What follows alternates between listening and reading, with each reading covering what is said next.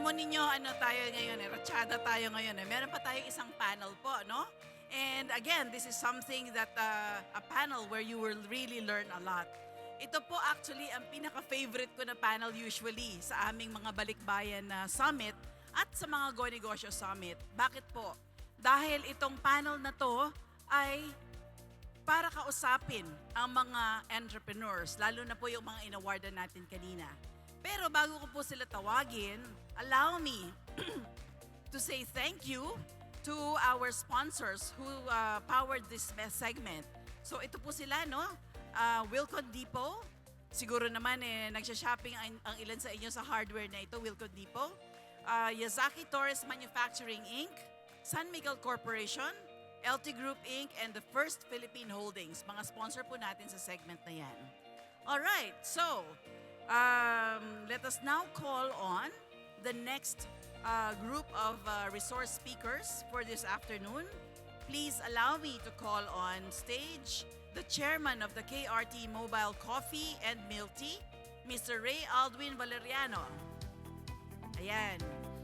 Si Mr. Ray Aldwin Valeriano po ay taga Pampanga, tama ba? At dati siyang nasa Dubai. Okay. Sige, please sit down. And then allow me again to call the owner and founder of Pios Gourmet Tuyo, si Miss Azenith Chimlanco Castalone. Castalone. Castalone.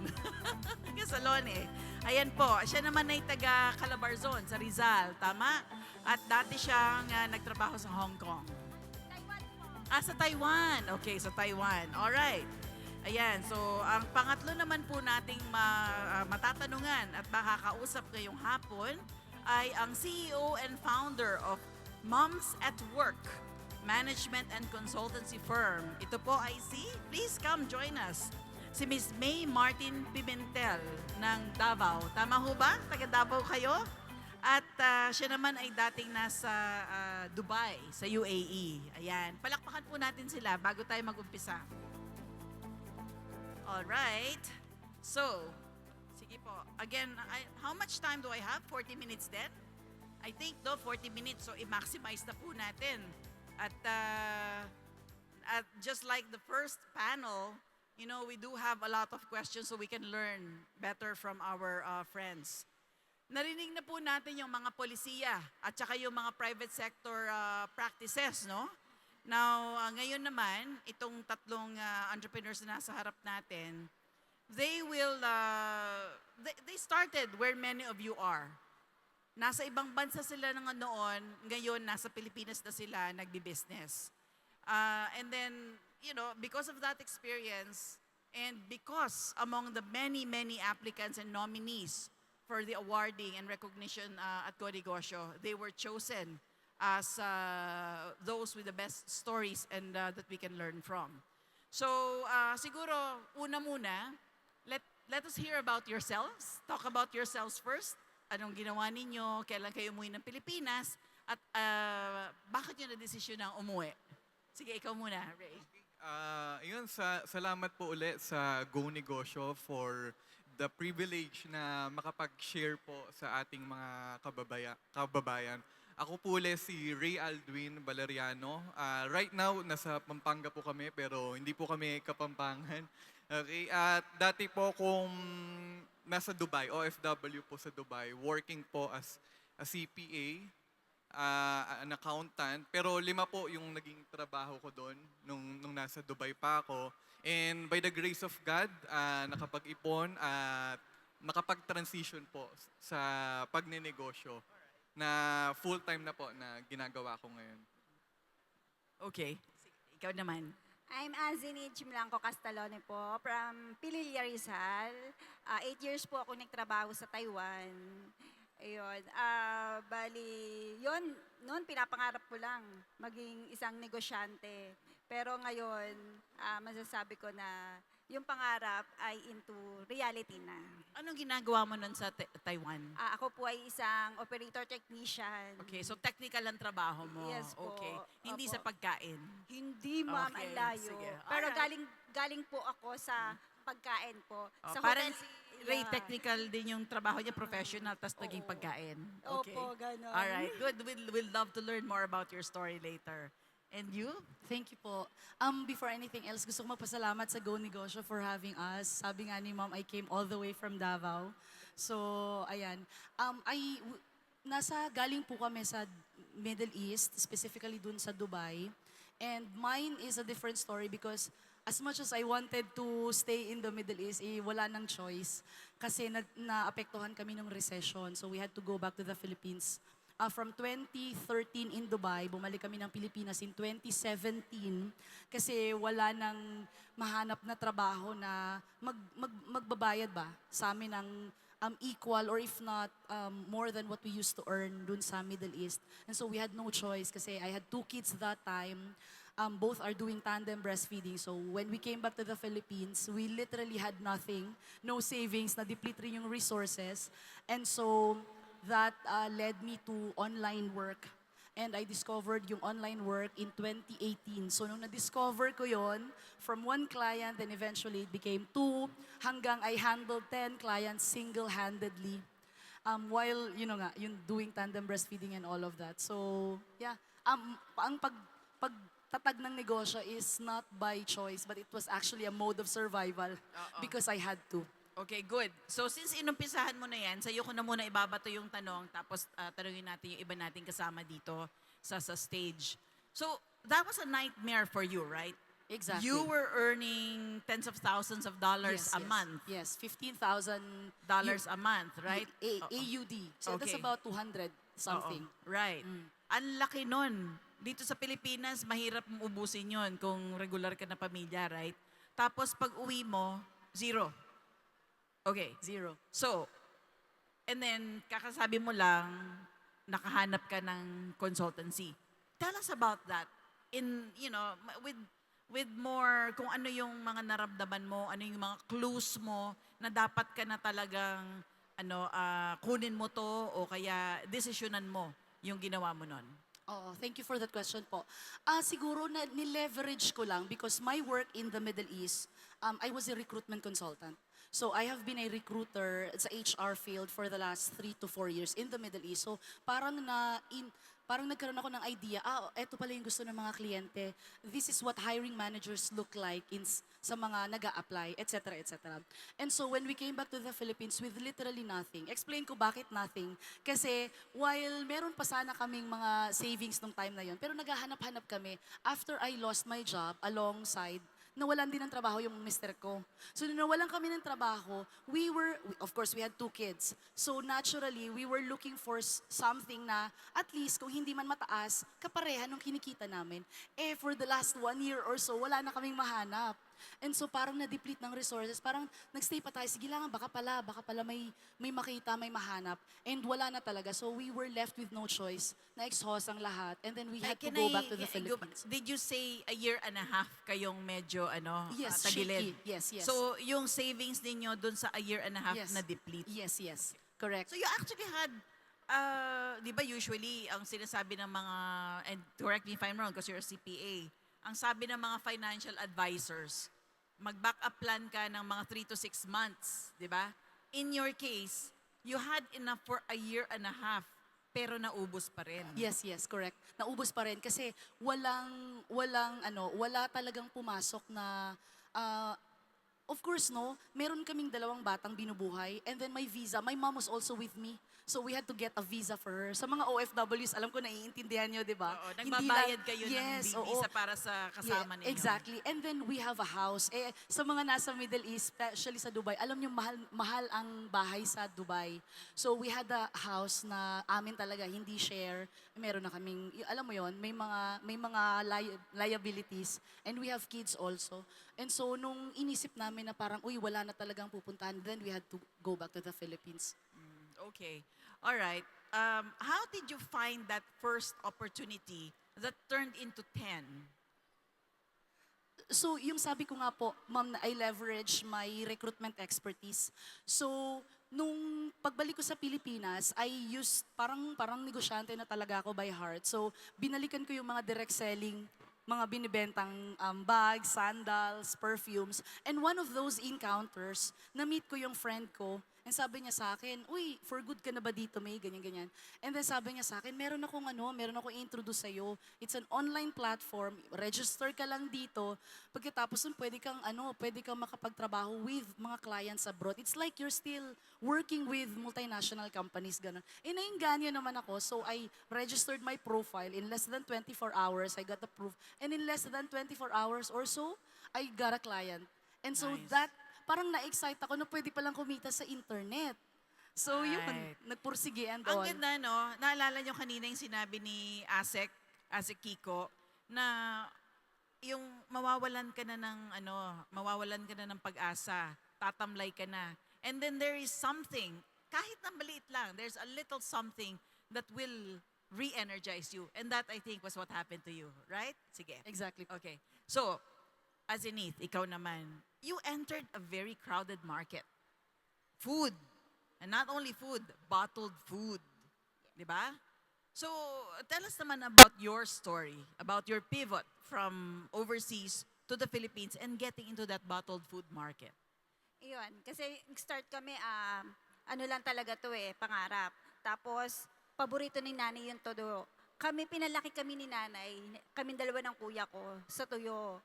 So, doon pa lang, maliit pa lang ako, ang kilala na lang naming isda ay kundi yung tuyo. Kasi parang umaga, tanghali, gabi, parang ang sarap di bang kumain ng tuyo. Tapos then, nag-OFW po ako, ang lagi kong iniisip, ang lagi kong hinahanap-hanap. Parang lahat ng OFW talaga hinahanap-hanap yung comfort food. Ano yung comfort food ng mga anong mga OFW? Ang lagi nila sasabihin, kundi tuyo, yun, dun po. Okay, so it's yung childhood mo, that's what triggered you to do that. Yes. Paano ka nakapasok? I mean, kumita ka na ba kaagad? Ano yung puhunan na ginamit mo? Nag-start po ako na nag-start ako for 4,000 lang. Kasi si husband is OFW din from Italy. So meron ang resources ko nandun lang sa loob ng bahay. Andun yung may olive oil kami, tapos lagi kami may stock ng tuyo. Sabi ko, why not na hindi ako gumawa ng olive oil na sa tuyo naman ang gagawin ko. Tapos nung time na yon, nung nag-start ako is 2017 November, hindi pa siya ganun ka-boom yung gourmet tuyo. Ang alam kong gumagawa, yung institution na gumagawa is si Connie's Kitchen. Oo, yung available sa Rustans. Yeah. Oo. So, kinalaban mo yon. Hindi naman po, gumawa tayo ng sarili natin. Okay. Opo. Sige. Now, how did Ayun. you differentiate yourself? Nung pagpasok ko, syempre, yung available na is bottled pa rin talaga.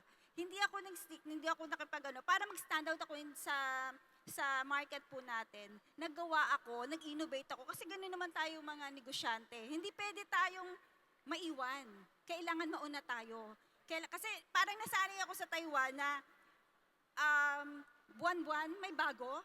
Buwan-buwan, meron kaming ilalabas sa market na madidevelop yung mga sa technique, sa paggagawa, yung sa Apple po, yun. Kailangan may bagong ilalabas sa market. Hindi tayo maiiwanan. So, nakuha mo yung ganong klaseng pag-iisip Yes, sa yung pinanggalingan mindset, mo. oo, sa pinanggalingan ko, na kailangan mag-i-innovate lagi tayo ng product na kaya natin i-offer sa market. Kaya, Okay. noon ko naisip na kung sila mag-o-offer ng bottled tuyo, bakit hindi ko ilagay sa pouch at gagawin nating travel pack? Right. Yes. Ayan na. Ayan Very na, ang gusto ko dito yung convenient. show and tell na ganyan eh. Sige nga, pakita mo. Kumbaga, Oh. very convenient na siya. Mm-mm. Pag nag-ship, napakagaan. Oo. Yung unang Hindi pa fragile, hindi babasagin. Yes, hindi siya mababasag. Okay. Tapos, pero niya pag binili niyo yung travel pack namin, Aba, 3 ang laman sa loob. tatlo yung laman. Yung mga nagki-crave sa tuyo, makakatikim na sila ng original calamansi, meron na silang sweet and spicy, Okay. meron silang Oo. pinya, Okay. and then meron yung spicy. Oh, sige, Yun, bibili ako oo. mamaya sa'yo, ha? Online. Okay. No, good. So, that is how you differentiated Yes, yourself. opo. Okay. All right. Good. O, sige.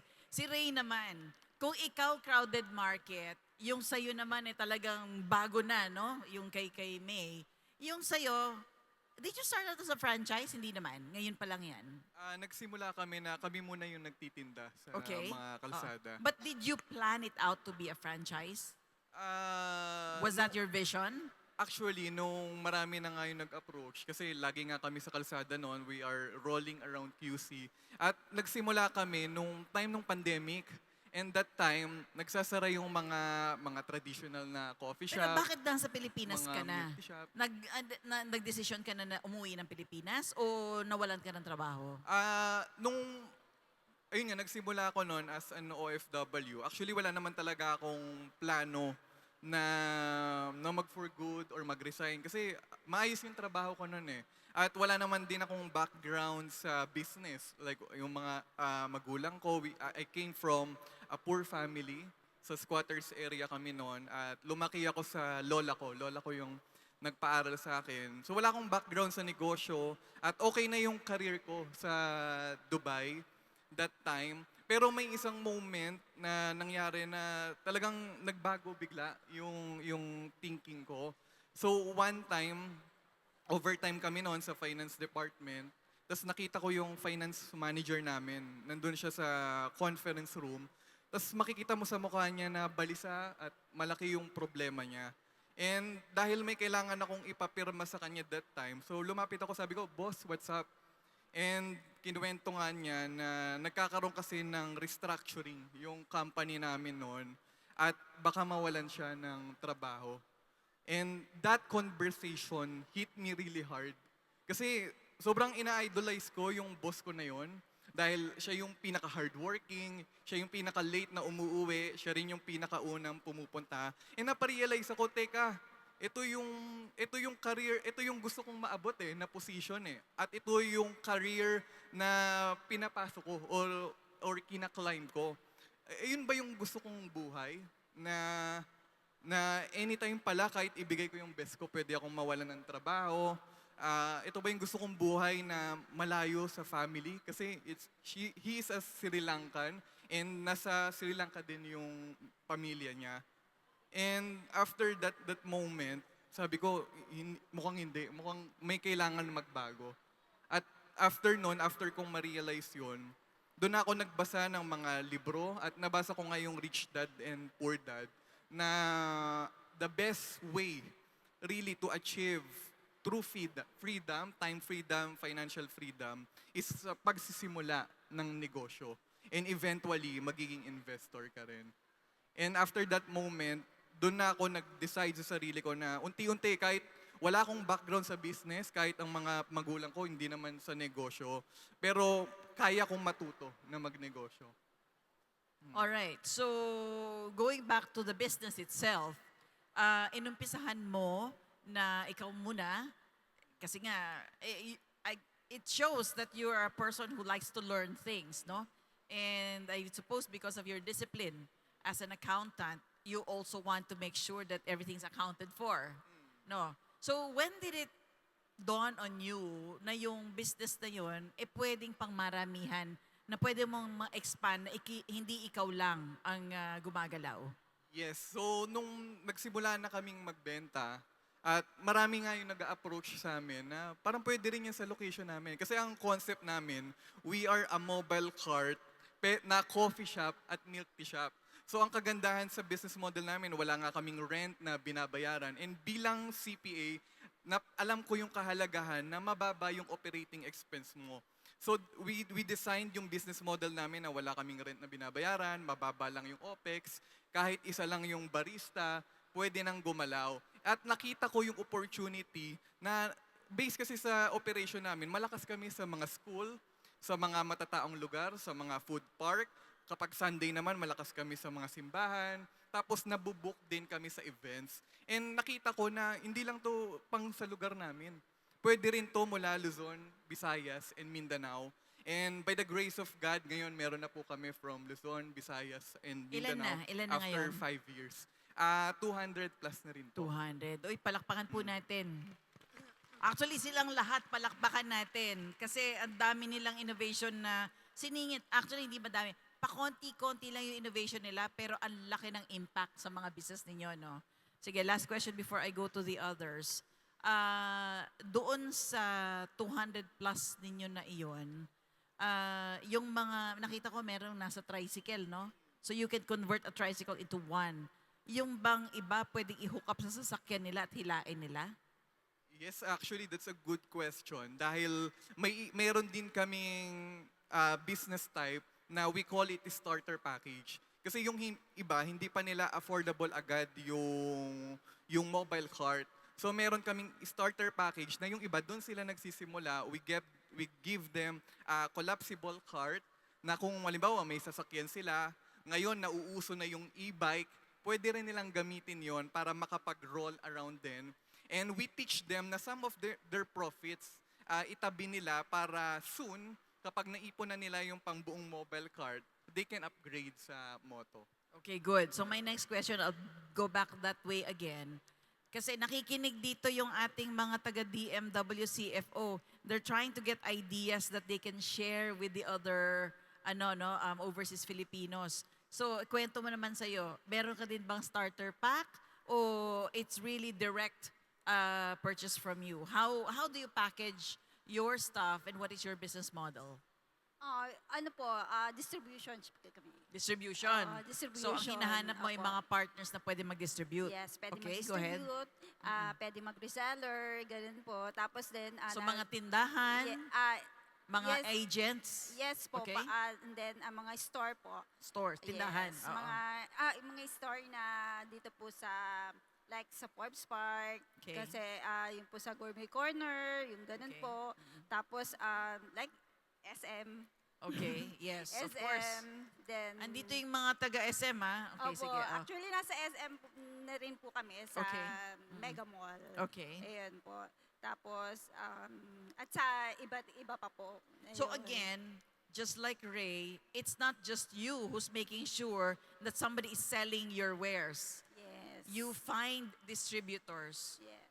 Para at least makatulong din ako sa kanila. Yung mga gusto mag-start, magtutulungan kami. Para, kumbaga, wala naman din silang ginagawa, yung mga nanay, at yung mga, pwede natin silang tulungan. Kasi madali namang ibenta, madali namang magbenta. Lalo na pagka gusto natin yung ating ginagawa, love natin ginagawa natin, may purpose tayo, kung bakit natin ito ginagawa, gusto natin mag-start. Kami nga, nag-start kami, wala. So, You started with 4,000 pesos, yes, tama? nag-start po kami ng 4,000. When you enrolled in the KMME, yung DTI Go Negosyo Program on Kapatid Mentorship for Microenterprises, gaano ka nakalaki nun? Ay, naku ma'am. Maniniwala po kayo na nakita po ako ni PD Mercy. Siya po yung PD namin nung time na yon.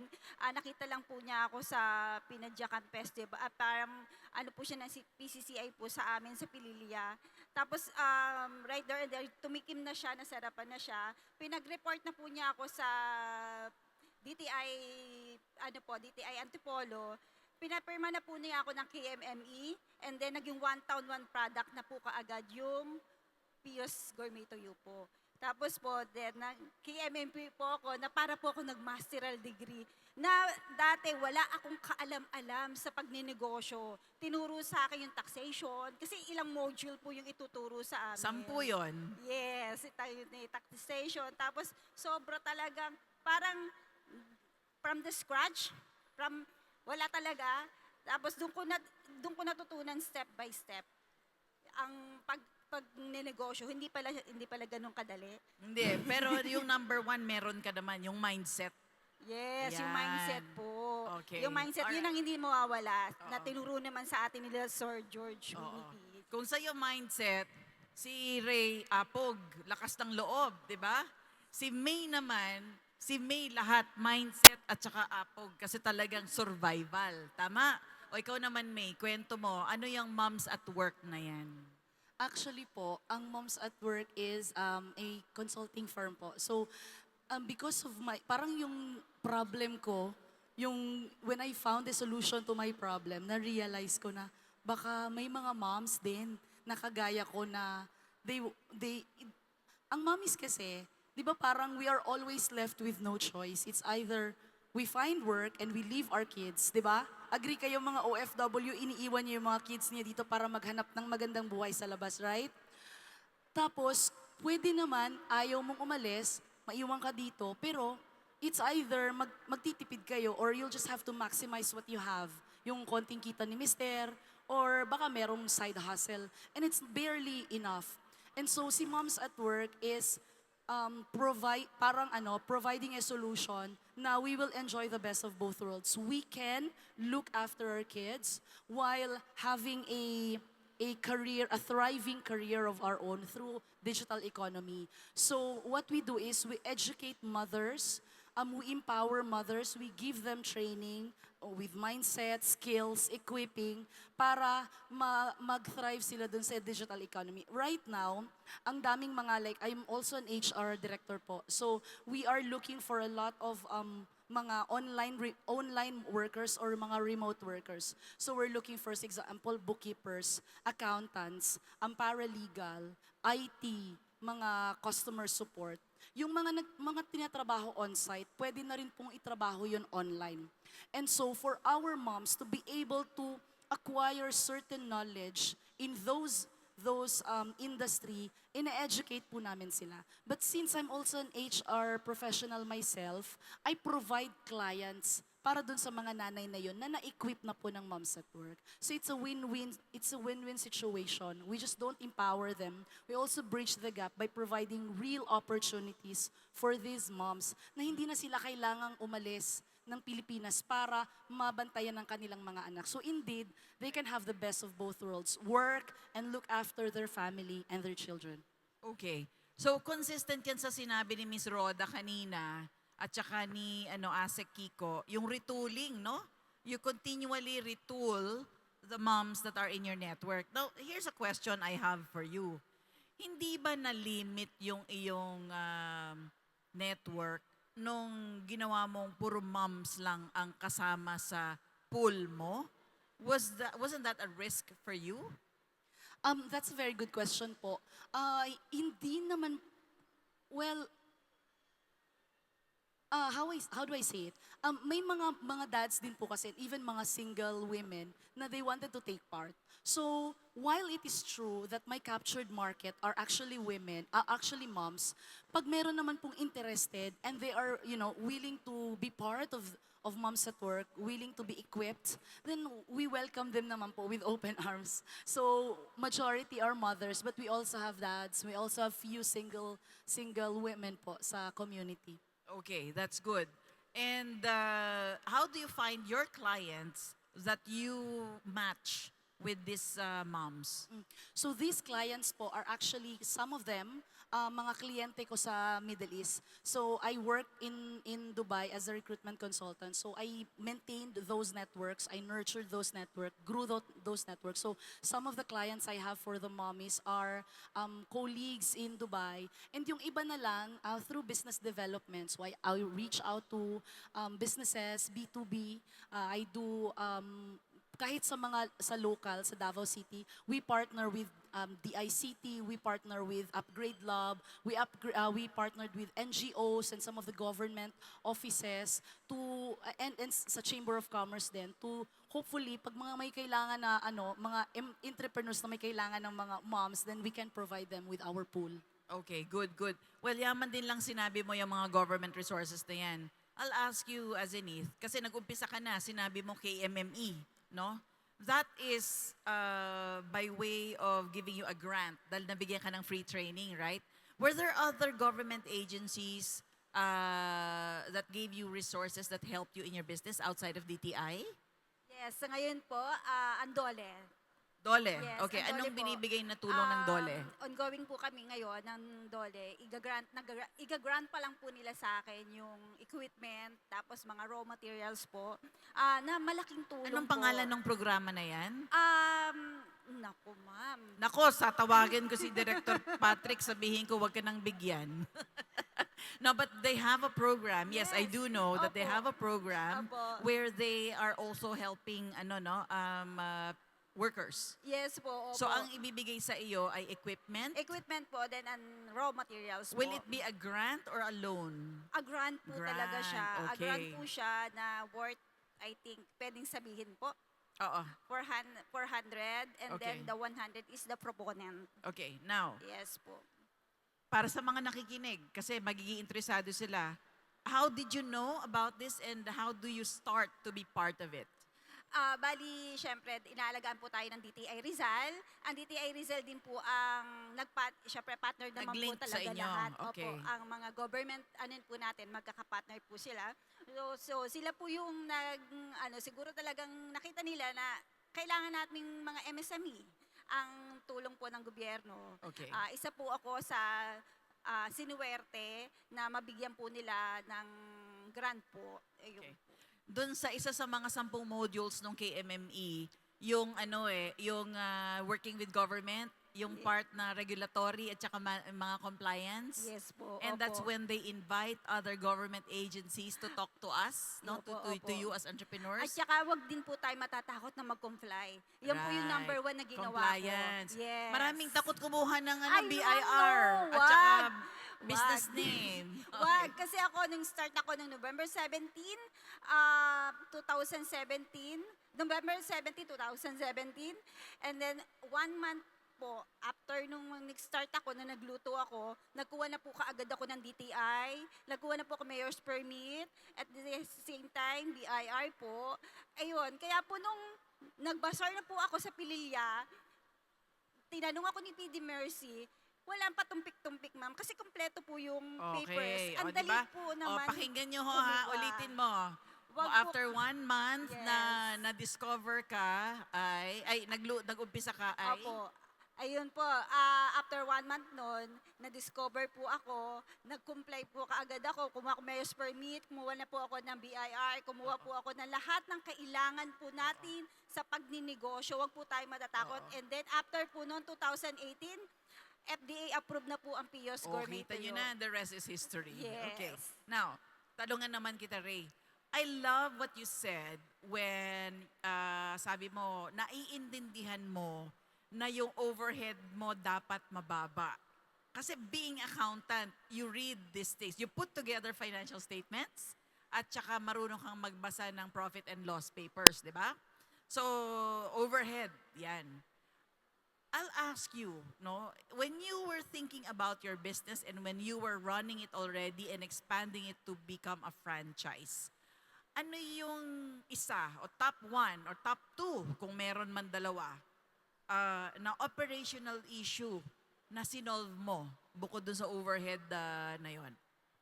Okay. Sa operational issue, kasi nga na sobrang nung Lalo na nag-trending, baguhan ka na Yes. entrepreneur. Mm. Sige. nung trending nga kami noon, especially nung pandemic, marami na yung tumatangkilik ng products namin. Kasi imagine, coffee and milk tea, premium, 49 pesos lang. And marami nga from Mindanao, Visayas, na nag-approach na sa amin na gusto na nilang dalhin din yung brand sa lugar nila. So, isa sa mga unang issue namin noon, na lalo na baguhan pa lang, is paano namin isi-ship yung mobile cart sa lugar nila. And buti na lang, no, hindi namin tinreat yung challenge na yon para sumuko. Kasi pwede naman kami sumuko na, sige, hanggang dito na lang talaga sa lugar namin. Pero what we did is, sabi nga namin, pag gusto mo, may paraan talaga eh. And all you have to do is to expand your mind. At doon namin nakilala yung mga courier na mga partners namin ngayon para ma-deliver nationwide talaga yung mobile cart. Na from Luzon, minsan dinadala namin sila by land, then yung iba naman by sea, para mapadala hanggang Yung Zamboanga. papunta sa Zamboanga, ano yan? Roro ba yan? O Roro. barko? Yes, barko. Barko, okay, oo. Right.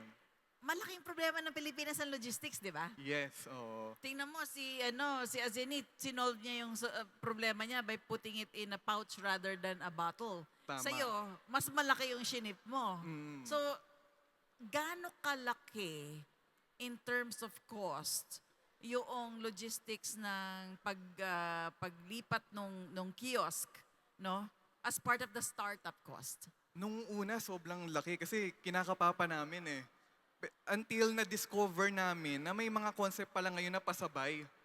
So, halimbawa, isang container siya. Pwede mo nang ipasabay yon. Tapos, may mga kasabay ka na ibang goods. So, nabawasan yung cost up to Actually, 80% yung na-decrease na cost from 80%. dati. Ano yung dati, kunyari, ballpark figure? on Mga average? around 50K to 60K. 50,000 pesos dadagdag for logistics. Mm. Okay. Since Ngayon, nahanap namin yung mga pasabay, mga around 15, 20, kaya nang ma-deliver. okay. Yan yung consolidators, no? Yes. Okay. And Alright. pangalawa naman na ito good thing sa amin na isa sa mga natutunan talaga namin, if you are into franchising, kailangan bilang franchisor, you are obsessed sa pag-support sa mga franchises mo. Okay? And one thing na ginawa namin is gumawa kami ng KRT University. Na minodel namin yung Hamburger University ni McDonald's. Now what we did is gumawa kami ng online course para sa every time na may ino-onboard kaming franchisee. Ito na yung pinapanood nila na we train them from mindset, marketing, accounting, sales strategy, para kumbaga anytime pwede nilang ulit-ulitin panoorin eh. At isa pa sa support na ginagawa namin, kahit Mindanao pa yan, kahit Visayas pa yan, we make sure na nandoon kami sa grand opening nila para ma-meet talaga namin sila personally at magkaroon din ng mentorship session para matulungan sila.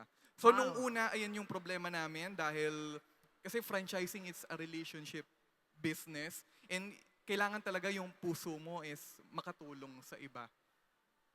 Okay. So that's great, no? So you train them in the way you want the business to be run. What about your commissary? Di ba nagsusupply din kayo ng ingredients sa kanila? Is your commissary just in one place or is it spread out all over the country? Right now, it's in one place. Sa Pampanga. Sa Pampanga. Pero what we did is, dahil nga nakita na namin na iba-ibang location yung mga franchisee namin, nagte-tailor fit kami ng training how to forecast sa supply. Na para kung ito yung performance mo, magawa mo na ma-forecast yung for 1 month, 2 months na stocks mo para hindi ka na magagastusan sa shipping. So ayun muna yung ginagawa namin pero ang vision namin is magkaroon kami ng mga komisary sa Luzon, Visayas, Mindanao, and soon bawat provinces. How old is your business? 5 years. O, di ba? Okay, mga kababayan, ganito, no? Naririnig niyo si Ray. Sabi niya kanina, wala siyang alam sa business. Pero, sa totoo lang, nagsisinungaling siya. Ang unang-una po din yung dapat na malaman bago kayo mag-business ay paano bilangin ang pera. At yun ang training mo. Tama? So because of that strength, tingnan nyo, nagiging natural sa kanya kung paano niya gagawing efficient yung kanyang business. Tama ba yung sinasabi ko? Yes. Okay. And bigla ko lang naalala na nung may tindahan kasi kami noon na maliit. And parang mga 5 years old pa lang ako. Ako na yung pinagtatali ng lola ko sa mga binibili naming paninda. Ayun. That was an early mentoring for you. Tama ba? Hindi ka na mag-KMME. Lola mo, kina-MME ka na. Kaya sa mga bata, pag inuutusan tayo na bumili sa labas, huwag tayong magrereklamo kasi it's preparing us sa pagninegosyo rin. So, Right, yan. Narinig nyo ha, si Ray, yung pera, actually accounting, bookkeeping, you know, when we are doing our mentorship program here in Go Negosyo and even in DTI, madalas na reklamo ng mga entrepreneurs, naku, hindi ako marunong sa math, naku, ayoko ng accounting, naku, ayoko ng bookkeeping. Pero tingnan nyo si Ray, 5 years tapos 200 plus na. Nakabisita ka na sa 200 na grand opening. actually, nalibot ko na yung Pilipinas dahil O, sa di ba? Tapos, si Azinith naman, sabi niya, huwag kayong mag-aatubiling mag-comply. Isa pa rin yan na pain. Alam niyo ho, mga suppliers namin, kunyari sa business ko, siguro mga 2 araw, 1 linggo kong kukumbinsihin na kumuha ng BNRS, Business Name Registration, sa DTI, at pagkatapos doon kumuha ng BIR. Alam niyo, pag meron kayo nito, ang laki-laki ng opportunity ninyong lumaki. 'Di ba? At magtuloy-tuloy yung business ninyo. Tapos yung links, yung database ni May, nung nasa abroad pa siya, hindi niya iniwan. At ngayon, nagagamit pa niya sa business niya. So all of these things are learnings that we have in our previous life, and now they are using them in their current life. Tama ba? So, ganun lang po, no? Kailangan talaga matyaga tayo. Alright. So, now, we go to the money question. Puhunan. 4,000 yung inumpisahan mo. Magkanong puhunan mo, May? Ang puhunan ko lang po yung mindset po. Walang registration Wala. yung platform. May escrow account po. So, pero makukuha niya yon pag nakuha ko na din yung bayad sa akin. So, I started with a 3-year-old laptop, a mindset, and skill. Yung HR skill ko from Dubai. Oh, so yun yung baon ko talaga. And siguro, yung desire that this will work or this will work. Kasi there's no or. Because No I have- choice. Yes. It I has have to work. I have Okay. to make it work. So yun po. Oo. Magkano yung escrow na itinabi mo? I can't remember po exactly, pero parang kumukuha yata si platform. I'm not sure if it's 3% o 3%. Pero dati parang feeling ko hindi ko na tinitignan yung escrow basta may nakukuha akong something from the Again, platform. talaga, when it comes to money, iisipin mo yun as investment. No? Hindi mo iisipin yun as pabigat sa iyo. Okay, another thing yan na iniisip po nating mga entrepreneur. Yung cost ba? Pati kunyari may bibili sa inyo na online. Di ba meron yan fee? No? Yung sa iyo, 3% yung Yes fee. po. Okay. Mga more or less 2 to 3% Okay. po. Minsan meron mag-charge ng 3% plus 10 pesos for security, mga ganon. Marami sa atin, kapag sinabi, credit card ang pambabayad ko, o kaya online ang pambabayad ko, tapos pag i-encash mo na yung iyong wallet, merong cost. Maraming umaatras, ay nako, wag na ho, cash lang sa amin kasi may cost na ganito, ganito, ganito.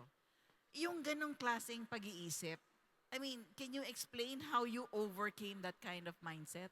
Parang feeling ko lang po na if I wanted to get more money, I have to shell out money also.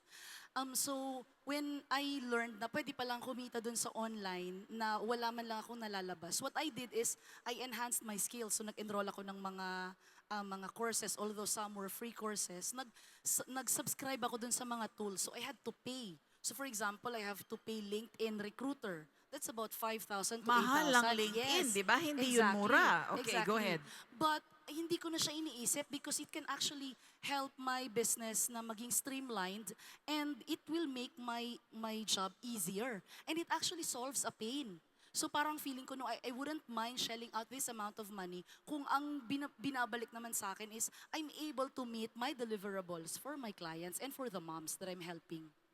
Ray, talk about that some more. Kasi ikaw, madali sa'yo yan dahil nga umahawak ka ng pera. How will you make it easy for other entrepreneurs to think about all of this cost to doing business as just something that they need to do? Okay. Sa accounting kasi may tinatawag tayo na sales, di ba? And bawat sales may kaakibat yan na cost of sales at ayun nga yung puhunan. So, ayun, bilang negosyante, kailangan na natin tanggapin na laging may cost of sales sa bawat sales. Pero I want you to treat na kung okay naman yung negosyo na papasukin mo, you did your due diligence at alam mo na bawat ipapasok mo na let's say 10 piso, may babalik na 50 pesos, edi magandang negosyo yun. Okay?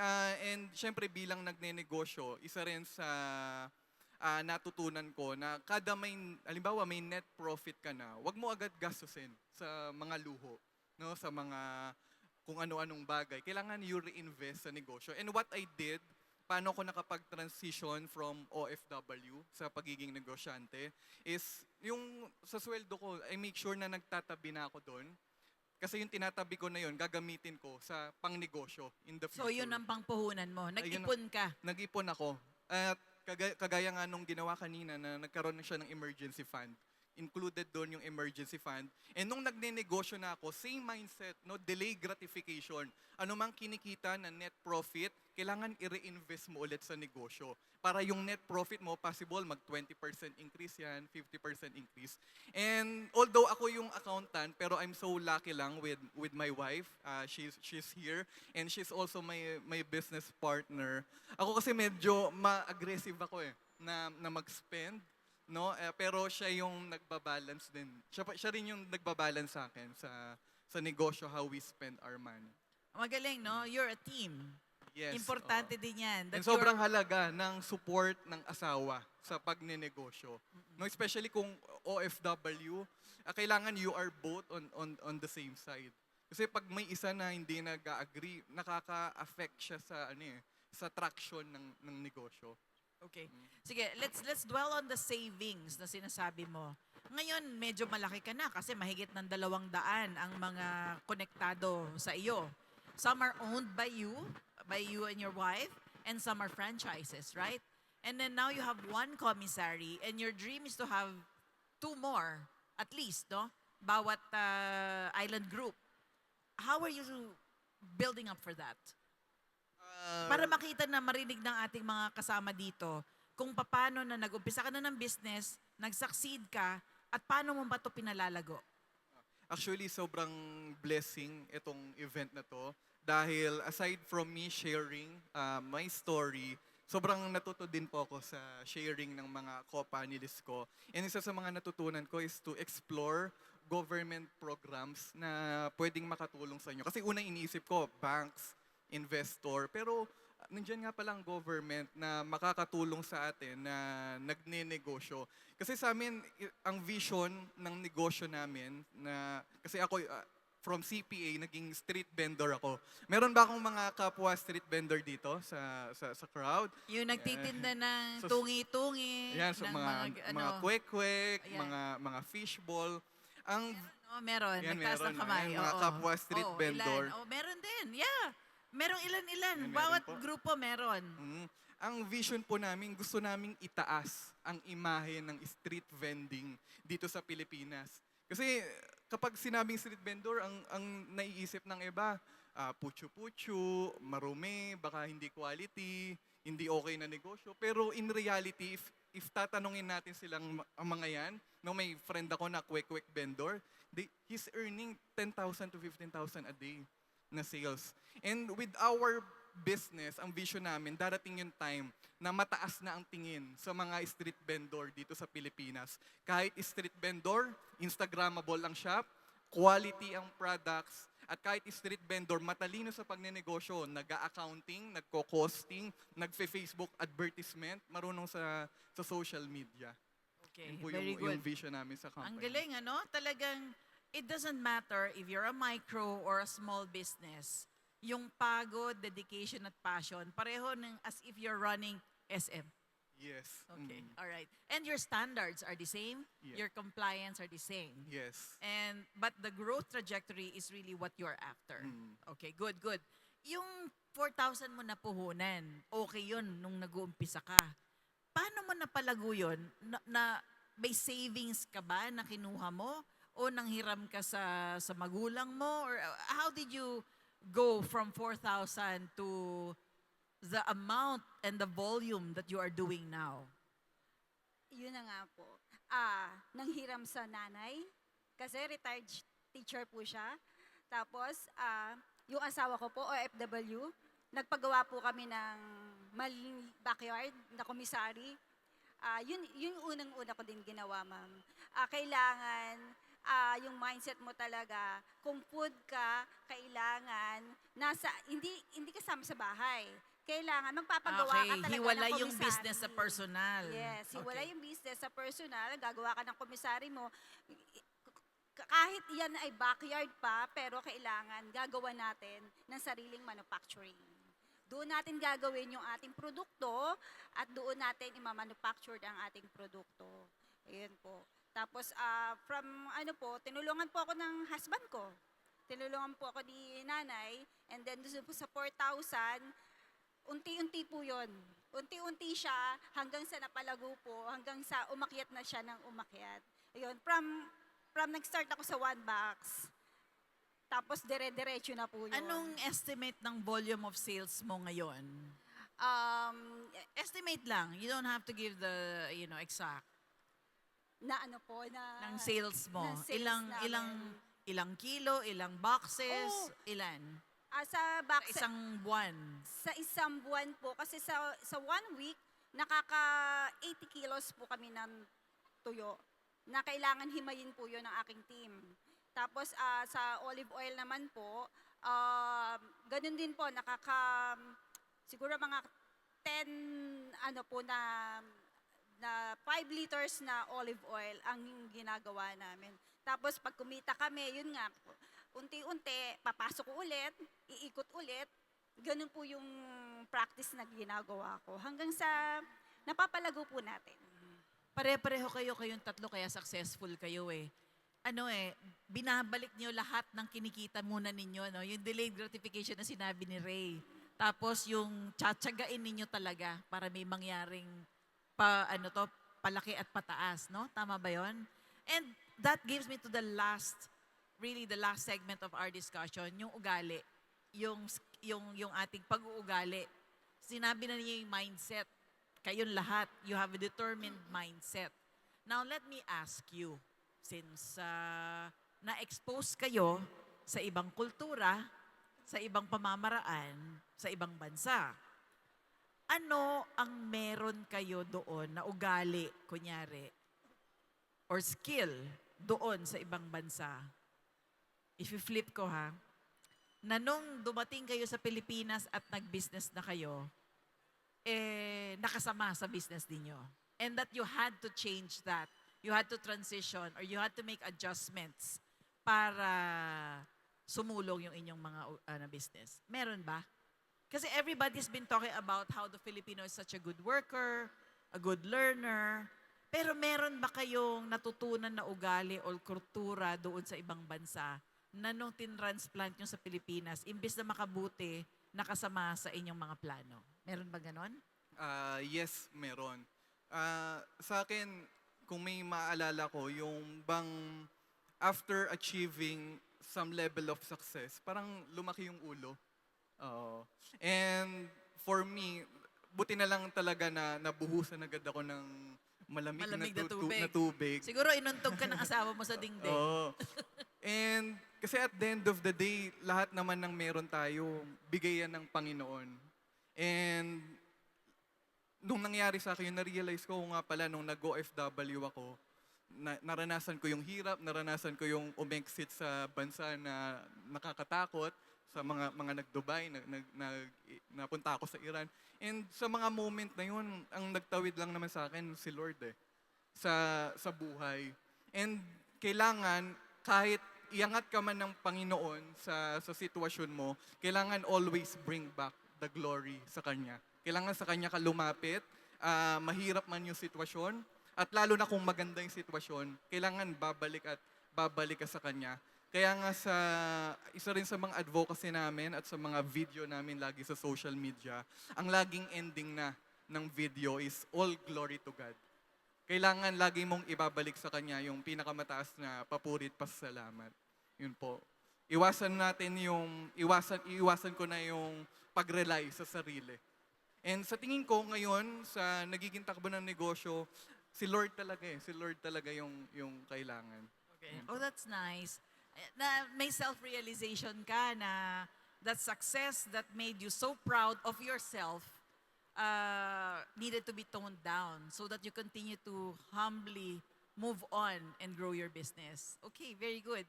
Ikaw naman as Nate, meron ka bang ganong klaseng self-discovery? Yung sinabi ni Sir, duduktungan ko lang po, ma'am.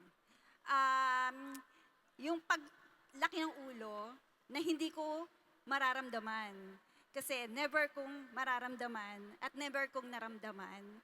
Kasi una pa lang, ginagawa ko pa lang yung produkto ko. Pangalan, brand name pa lang ng produkto ko. Talagang iahambli ko na yung sarili ko. Si Padre Pio po, kung bakit po Pius ang pangalan na aming ng aming brand name is si Padre Pio po. Kaya lagi pong nagre-remind sa akin yon, yung faithfulness ko kay Lord. Yun din yung nagdadala sa akin dito sa negosyong ito, kung bakit ako laging nakakasurvive. Minsan, ayaw mo na, pero hindi. Kailangan. Kasi meron akong mga team na nangangailangan sa akin. So, kailangan nila ako. Kailangan ko sila. So, kailangan tulungan ko sila. Ito na yung panahon ko na nung ako'y isang OFW, nangangarap lang ako. Tapos sino pa naman mag-aakala na nasa Taiwan ako, mag-aakala na isa akong OFW dati, na makakakaroon ako ng isang business ngayon, na kaya kong mag-employed, kaya kong tumulong sa community namin. Kahit kami nag-i-employed ng 7 na empleyado, malaking tulong po. Kaya po tayo tinatawag na micro na negosyante. Pagka po tayo nakatulong sa isang nanay, meron po akong working student na sabi ko, basta papasok ka, anytime, gusto mo pumasok, papasok ka. Siyempre po, yun po yung mga baon nila. Pandagdag po nila. Plus yung mga nanay po na talagang yung everyday na struggle, yun yung ibibigay mo sa kanila kasi nga yung kailangan ng baon ng mga anak. Kailangan ng pangangailangan ng mga anak. So, doon ako, yun yung kumukurot lagi sa akin. Kaya minsan pag tinatamad na ako, ayoko na ako, okay ako. Pero paano sila? Yun ang lagi kong iniisip na Parang yung sinabi ni Mr. Prudes kanina, no? yes, opo. At sila, 40 yung pinag-uusapan nila. Ilan ang tao sa isang franchise sa inyo? Minimum? May dalawa silang barista. O, Normally. dalawa. Okay, so dalawa, sabihin mo ng 250 ang mga kiosk mo, 250 times to mga 500 din ang employed because of your chain of businesses. Yes, and sa office namin may mga around 20. Tapos may Kita mga mo work na. from home Oo. din. Okay. So, magandang ano yan, magandang pag-iisip. So, it's not just about you, it's also about them. So, ikaw naman, May. Siguro i-change ko lang yung ano ma'am, yung 'di ba sabi mo, ano yung attitude na learn natin sa ibang bansa that didn't work when we came back to the Philippines. Sa akin naman, what I have learned from there that actually helped me or that it actually worked, siguro yung pagiging bold. Kasi 'di ba alam natin yung mga Pinoy are very timid. Pag nasa ibang bansa, hello sir, hello ma'am. So when I was exposed in an executive search firm, dun ko talaga na realize na you have to treat them as equals para you will be able to parang position yourself. If you're able to position yourself as an equal, you can negotiate better. And this is something that I have learned over and over again. Kasi, of course, I'm able to charge higher rates for my clients. At saka dun din, I'm able to negotiate din sa mga business partners, no? Kasi yung naturuan ako dun sa Dubai na, uy, dapat head-on. No, equal kayo dito. Walang sir, walang ma'am. So that attitude actually helped my business, no? Strengthen my business na I have to treat my clients as equal. And in so doing, I'm able to negotiate right for my mommy community and for my business as well. Nice, nice. Palakpakan ho natin itong tatlo nating mga OFW dito. Talagang ang lakas-lakas ng mga loob nila. At saka, I love your generosity. Your generosity of sharing what you've learned and what you think has made you successful. Okay, for our very, very last is ano na. Kanina narinig nyo kay Mr. Prudes, ang sabi niya, ano yung quotable quote niya? Never forget your whys, but forget your ex or your excuses. One last round to hear from you na gusto niyong iwanan na quotable quote sa ating mga nanonood ngayon dito sa Bulwagan at saka sa Facebook Live. Ray. Sa akin po, maniwala ka sa sarili mo at maniwala ka sa Panginoon and be unstoppable. At the end of the day, isang buhay lang to dito sa mundo. Gawin na natin lahat para ma-experience natin yung best of life. Nice. Palakpakan po natin si Ray. Azenith? Kailangan doer tayo. Kailangan maging mapagpakumbaba tayo. Tapos tulungan natin ang sarili natin para sa ikatagumpay ng mga kasama natin. Okay. Palakpakan po natin si Azenith. And of course, May. It takes one skill and one action lang to be able to transform your life. Leverage on that one skill that you are very good at. Master kahit one skill lang and leverage that can actually transform your life. That happened to me. And also, another thing po, always remember your big why. Kasi sa business po, it will not be sunshine and rainbows all the time. When you go back and check your big whys, mas strengthen ka uli. Okay, they are the very reason why you do what you do. Palakpakan po natin si May. So now you know why this segment, Talking to the Entrepreneurs, is my favorite segment of all the Go Negosyo Summits.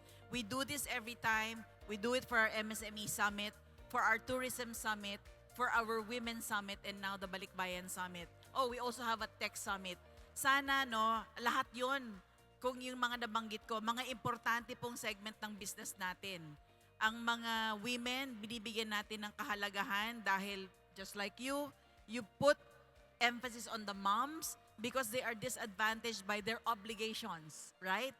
And then you give advantage to those who are interested because they may have very little or no puhunan, right? And then you even students, working students, people who need extra income, you give opportunity to them. So ito po ang dahilan kung bakit talaga this is the best segment all the time. And I thank you from the bottom of my heart. I learned a lot from you.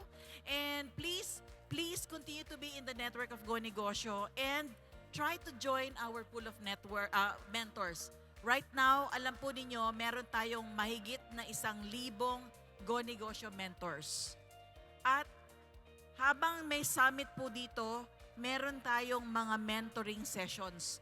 Meron tayong mga suki na mentors. They come all the way from Laguna, from Baguio, from Quezon, para lang makapag-mentor sa mga interesadong nandito. Sana po sa mga lugar ninyo, next time we go to Davao, you'll be part of that. Next time we go to Pampanga or to Rizal, you'll be part of that. With that po, again, let's give them a shout out. Maraming salamat and let's take a photo.